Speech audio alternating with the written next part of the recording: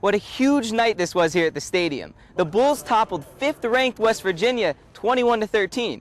And of course, this was a huge win for South Florida, but the big question is, what's next for the Bulls? Former NBA referee Tim Donaghy has pleaded guilty to federal felony conspiracy charges, alleging that he passed along inside information on NBA games. Donaghy has pleaded guilty to betting on top offshore racers will put their skills to the test here this weekend, as the American Powerboat Association World Championships will take place off this pier.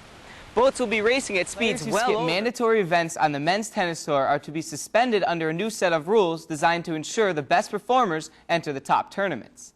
The men's tennis governing body says the new rules will come into play in 2009. The Devil Rays lost a record 101 games this year and even finished last in the American League in team batting averages. But everyone seems to agree the Rays' bullpen was the club's biggest weakness. Coach Gruden says the quarterback position is now open for competition.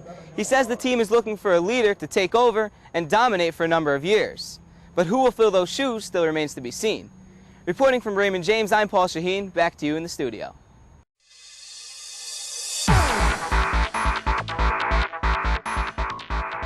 Good evening, I'm Paul Shaheen. Coming into the season, the University of South Florida Bulls had only one conference win. They've doubled that so far, with wins over struggling programs of Cincinnati and Rutgers. Today's opponent, not exactly struggling. 15th-ranked Marquette at the Sun Dome this afternoon. Kentrell Gransberry helps the cause, gets 2 of his 11 with the lay-in. McHugh Mathis has really picked up his game this season, just missed the double-double, had 9 rebounds, and led the Bulls with 20 points. He even played some stingy defense, gets way up there for one of his 6 blocks. He hustles to the other end of the court to finish things up with a nice dunk. The Golden Eagles came in with only 4 losses on the season. Here's their top scorer, sophomore Dominique James. He led Marquette with 16 points. USF had Marquette on the ropes, but losing a close one, 70-68. Next up is 22nd-ranked Notre Dame at home on Wednesday. The top-ranked Gators will no doubt keep its spot when the rankings are released tomorrow. Florida won its 12th straight by demolishing Auburn, 91-66. Taurine Green was hot from beyond the arc. He was good for 17. Al Hoffer did his part down low for the Gators, comes up and gets the nice hoop. He too had 17. The Gators were feeling it Saturday. They shot 58% from the floor. Joakim Noah adds to his scorecard with this nice lay-in. Florida next plays Vandy at home on Wednesday. In the pros, the Phoenix Suns put its 16-game win streak on the line in Cleveland. The Suns have been one of those teams that have gained some serious respect this season. Pick it up in the first half. Steve Nash down court to Amari Stoudemire, who finishes. He scored 22. And go ahead and cue up the LeBron James highlight. You know he's good for a couple in a big game like this. Fourth quarter, gets the steal, and yes, goes the distance for the dunk. LeBron put up 30 points. Later in the fourth, Nash, hosting a dribbling clinic, gets inside for 2. Nash with 23 points and 15 assists. As Phoenix extends its win streak to 17 games, the NBA's longest in 7 years. 115-100 the final. Now to tennis and the men's final of the Aussie Open. And what a shocker, Roger Federer was in the championship match. This was his 10th final of a Grand Slam singles event, taking on Fernando Gonzalez. Gonzalez had one chance to win the first set. It goes into a tiebreaker where Federer pulls out one of those crazy shots. Gonzalez just baffled. Second set now, Federer goes back to that cross-court shot for the winner. He takes the set 6-4. Federer not really challenged today. Has one last doozy of a shot for Gonzalez. The backhander down the line helps win his 10th Grand Slam title. He's 4 shy of Pete Sampras's record of 14. The PGA season is in full swing, which means you'll start to see plenty of Tiger Woods highlights for the next 9 months. No exception today. Tiger, as usual, in contention of the final round of the Buick Invitational from San Diego. He started the day 2 shots back, but gained serious ground here on the 9th, going for the eagle, and yes, indeed, it drops. Of course, not official without the signature fist pump. On the back 9, Tiger takes the lead. On 17, he sinks the birdie putt. That gave him a 2-shot lead. Then on 18, he's going to put this one away. Drops the par putt, and Tiger has now won 7 straight tournaments. Byron Nelson has the record with 11 straight wins. And finally, they were pulling all-nighters at Daytona Saturday. It's a 24-hour Rolex car endurance race. Some big names in this one, Daytona 500 winner Jeff Gordon and Bay Area resident Dan Weldon. But it was Juan Pablo Montoya who gave his Chip Ganassi team the victory. He took an early lead and teammate Scott Pruett finished it off.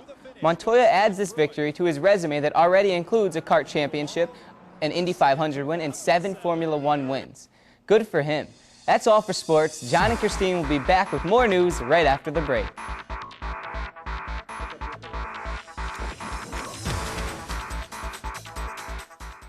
He He joins us with this sports report. What's going on?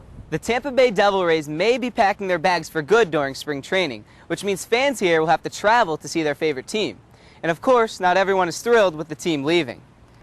This morning, Charlotte County Commissioners agreed to spend more than $15 million of tourist tax money on a plan to help lure the Devil Rays spring training to Port Charlotte. As part of the plan, the Devil Rays will help renovate the Charlotte Sports Park Stadium and then move its spring training program to the south as early as 2009. And of course, local Devil Ray fans don't like the idea. Does it make the big difference? Yeah, for me, because I won't be able to see them as much. So, other than that, it doesn't really. As long as they don't move the regular season, I'm happy. Now, Mayor Baker says a final decision won't be made until January. And even if it's approved, it could take the team 2 years to move south. Reporting at Tropicana Field, I'm Paul Shaheen. Back to you at the studio. Thank you for that report. In other sports news, the Bucs season comes to a close this weekend when Tampa Bay takes on Seattle at Raymond James Stadium. But will it also mean the end of Mike Alstott's career? If it is, some fans want to make sure he's the focal point of the team's offense tomorrow.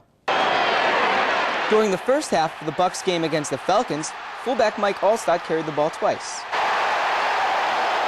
While healthy, the A-Train would not carry the ball in the second half. In fact, at the end, Alstott would have just 26 carries for the season, an average of 2 attempts a game. Underutilized? In the eyes of Bucs fan Dwayne Scranton, yes. So he started a website called GiveMikeTheBall.com. I didn't like it. I knew a lot of my friends that are Buccaneer fans didn't like it, and I just felt like I had to do something. The website asks fans to sign an online petition telling Coach John Gruden to give Mike the ball during this Sunday's game. So far, 4,300 fans have signed it.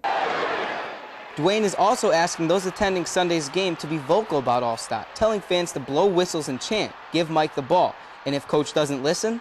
The second half, he hasn't been used. I suggested chanting "Fire John Gruden" during the first offensive possession of the second half. A pretty strong statement coming from a fan who says he's simply passionate about his team and a player that Dwayne hopes will not be calling it quits after Sunday. Now, it should be noted, Alstott did get 22 carries last weekend in the Bucs' victory over the Browns. Dwayne says he plans on delivering his petition to the Bucs before the start of tomorrow's game. Back to Jeff at the sports desk.